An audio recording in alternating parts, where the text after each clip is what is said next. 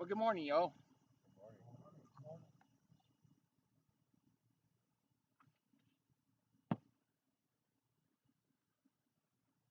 Are we free?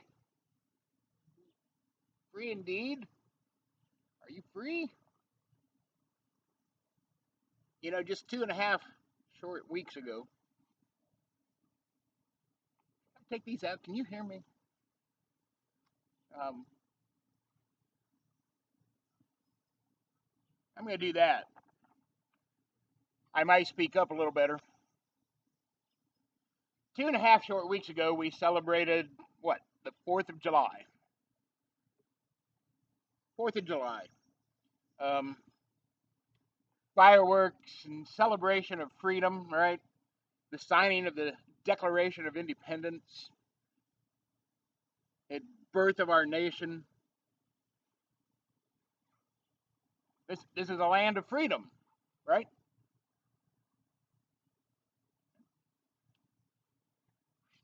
It was freedom from being under the rule of Britain.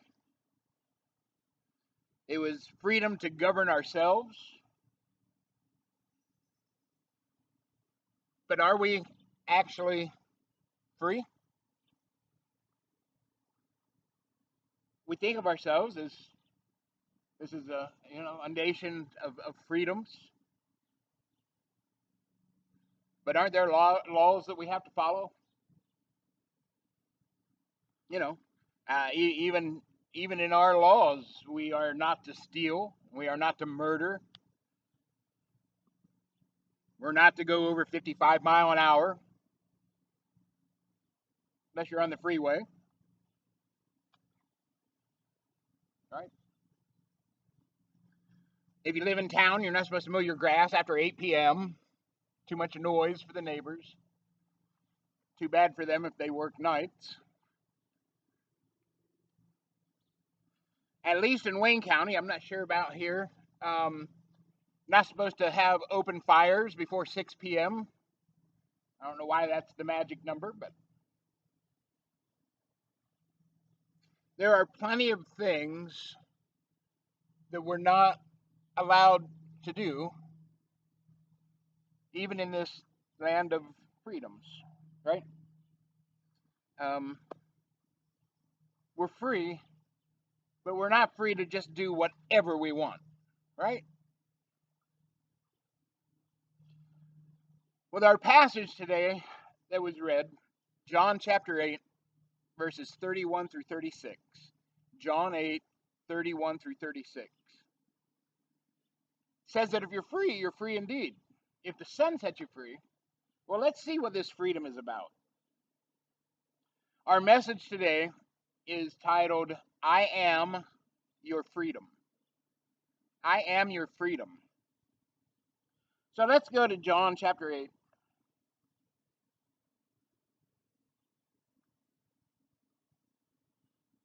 Verses 31 through 36.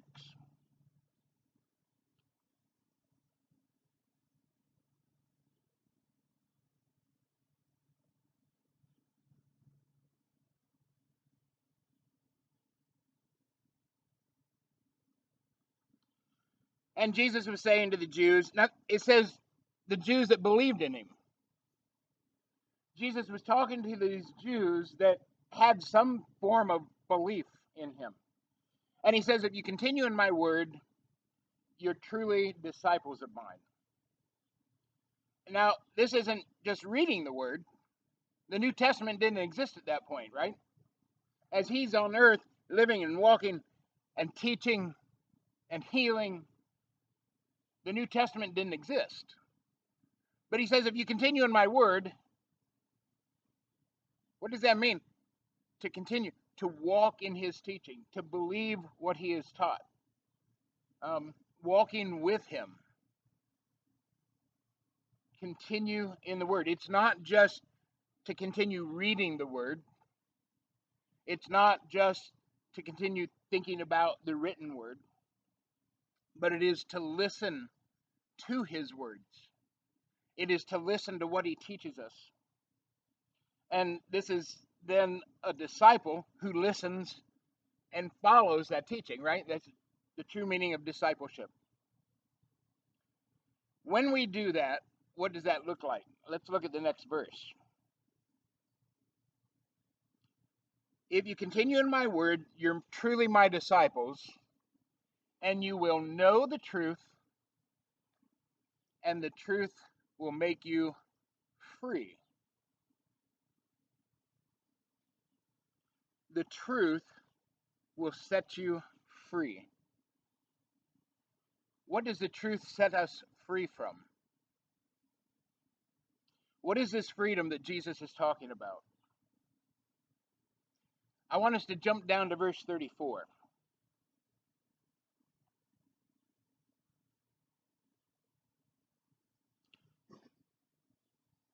Because these people that he's talking to, they're like, no, wait a minute, we've never been slaves to anybody. But in 34, verse 34, he says, okay, but listen, truly I say to you, everyone who commits sin is a slave to sin. So what is Christ setting us free from? Everybody who commits sin is a slave to sin. What Jesus is speaking of here is not the freedom that everyone was looking for. And again, they were looking for freedom from the Roman rule. They were looking for freedom from all other governments. They were looking to have Israel reestablished as a nation and to rule themselves. But he's saying here, the truth is going to set you free, because until that, we're slaves to sin. This is spiritual freedom he is talking about. And it doesn't mean that we're free to do whatever we want. Again, like we mentioned a little bit ago, there are laws that we have to obey. In John chapter 8, verse 11, the woman that was caught in adultery, and they bring her to Jesus and has a discussion, and actually doesn't say anything for a while, but anyhow, he eventually says, anybody without sin, cast the first stone, and they all kind of walk away, and he gets up and says, where are they? And she says, I don't know, they all walked away. And he says, I don't condemn you either, but go and sin no more. Stop sinning. He didn't say it quite like that, probably. The gentleman that Jesus healed, and he went and found this guy again, and the guy was, thankful. But Jesus said to him, what? I want you to stop sinning so something worse doesn't happen to you. That was in John chapter 5. So the emphasis Jesus has here is you're free, but stop sinning. Stop being enslaved to sin. The freedom that Jesus offers us is freedom from sin and freedom to love. Freedom to love him from the heart. And then that love is what compels us to obey. And this is what he says in John 14:15. If you love me, you will obey my commandments. This is an area where I often struggle. Father, if I loved you more, and I've said this to you before, Father, if I loved you more, I wouldn't do this. I feel like, man, my love for God is so lacking, because if I really loved him, I would seek him first more often. I would seek him with more of my time. I would put him, in the place. And so, and yet, we are free to love him from the heart.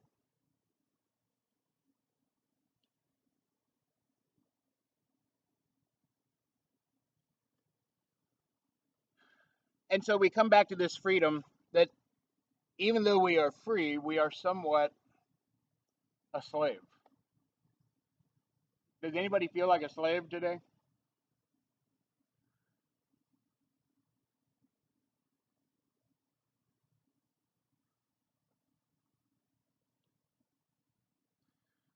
Romans 6, verse 16. Do you not know that when you present yourselves to someone as a slave for obedience, you are slaves of the one you obey, either of sin resulting in death or of obedience resulting in righteousness? Again, in the U.S., we are free. And yet, in another sense, we're not completely free. We're somewhat slaves. Think about it this way. We are free to have a job. We are free to go to work. We are free to earn an income. My income. I am somewhat a.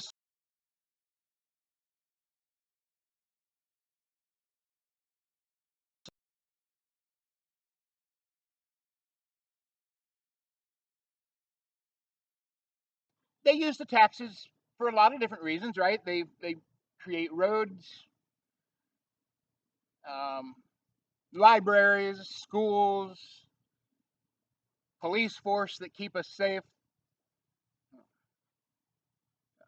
Firefighters are on call for our emergencies.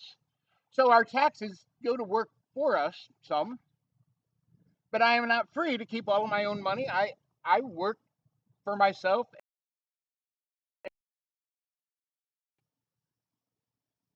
So in a very strict sense, we're free and at the same time slaves.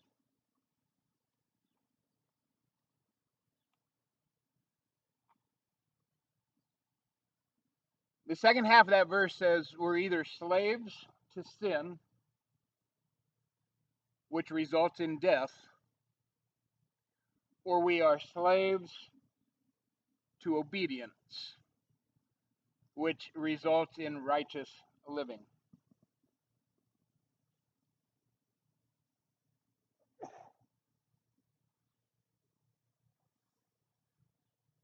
It we have freedoms, but we're not completely free. But we're talking spiritual life here. We're talking we're free to love God from the heart.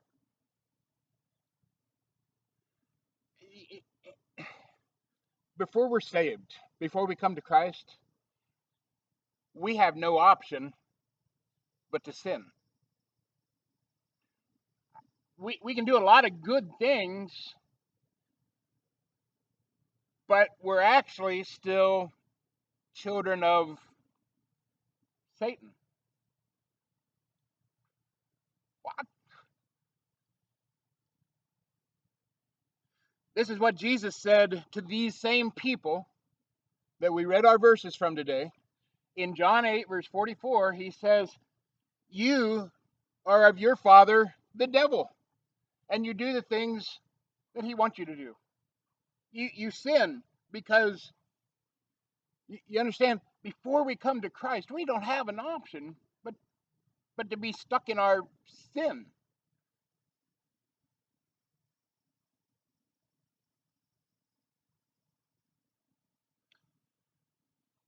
In 2 Peter 2:19,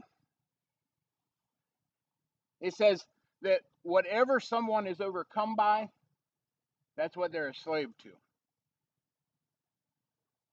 Whatever we're overcome by, that's what we're a slave to.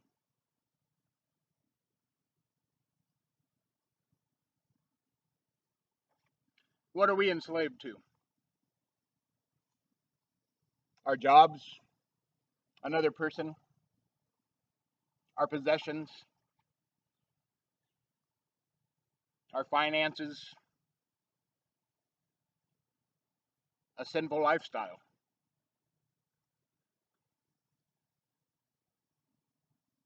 But after we come to Christ, even in all of that, praise God, we have hope. I'm going to read the next two verses in Romans 6.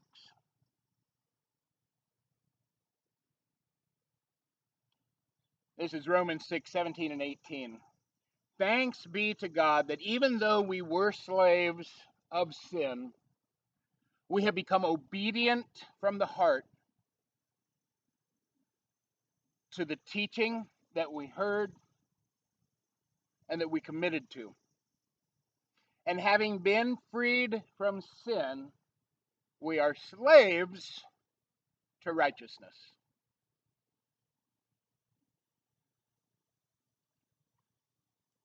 We're slaves one way or another. We're slaves to the sin, or we're slaves to God and righteousness. There is absolute spiritual freedom, but not absolute freedom.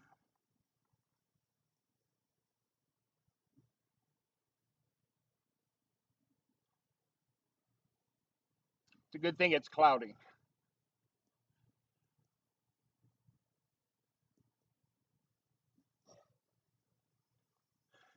We are free from trying to obey the law to try to earn our salvation. We are free from trying to earn God's love. We are free from legalism, and we are free to love God from our heart. The more we see Him, the more we know Him, the more we love Him.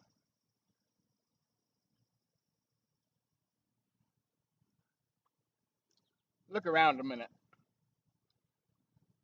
Or specifically, if you're married, look at your spouse.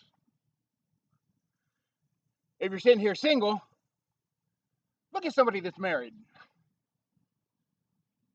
Come on now.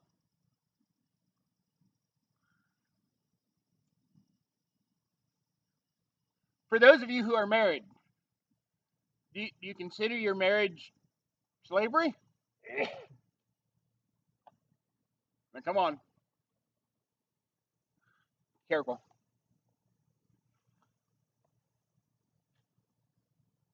Do you see yourself as a slave to the other person, though?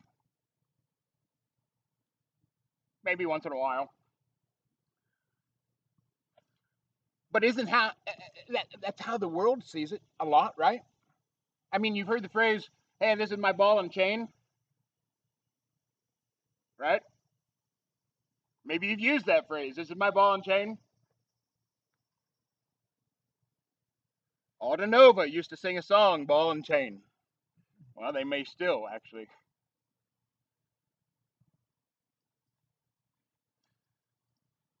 But in a very strict sense, you you kind of are servants to each other, slaves to each other, but not because of legalism, but because you love each other, right? Because of the heart that you have for each other. You want to please the other person. You want to serve the other person. Sometimes we want the other person to serve us.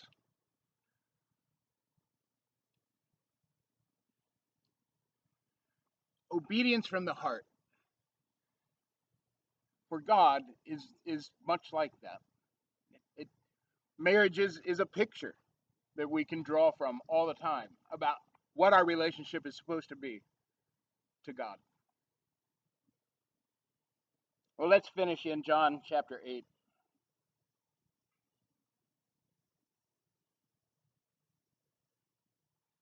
In verse 32, Jesus says, "You will know the truth, and the truth will set you free." In verse 36, Jesus says, "If the Son sets you free, you will be free indeed."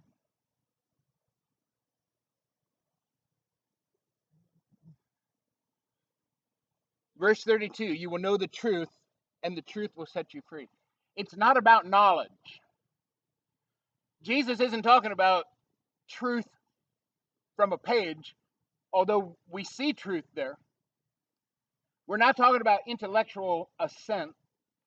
Truth, you will know truth, and truth will set you free. You know truth as a person, right? Jesus says, "I am the way, the truth, and the life." To know truth is to know Him. He is our freedom. Knowing him, the more we know him, and the more I'm free from that condemnation that I often feel when I say to myself, I don't love God well enough. And I don't. I do not. I I can't love God well enough for starters. I I can never love him enough. But there are a lot of days where I'm like, man, I really didn't love him much today. But we're free. We're free to love him from our hearts. He is our freedom, knowing him, and we're free from that condemnation.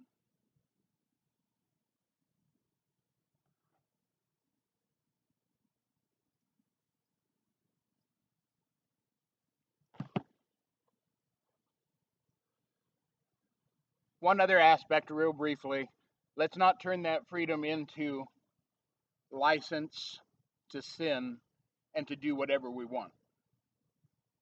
Okay. I don't know if anybody looked up how much humidity is in Ohio today, but I'm guessing it's 87, 95.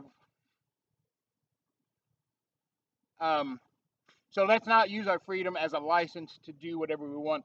I think so much of the church has come to that point. Not us, not our congregation, but I think the church in general around the globe, so much of the church has come to the point of they see this freedom in Christ as a reason to live any way they want to. That is not what Christ calls us to either.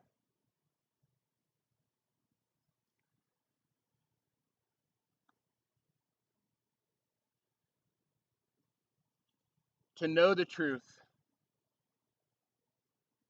Jesus Christ, I am the truth, sets us free from trying to earn his love.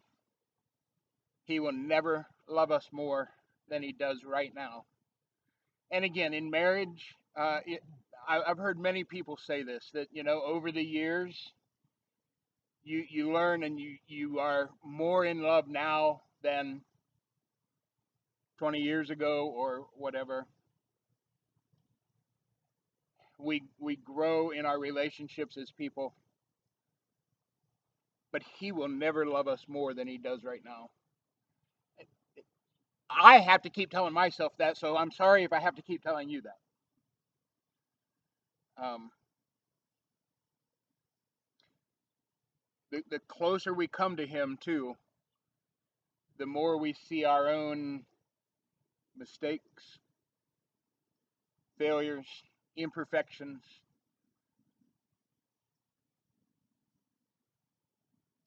He's already aware of them. Let that truth set you free today.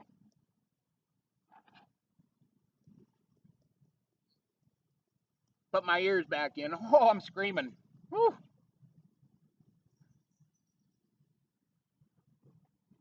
Thank you. Y'all have a nice lunch now.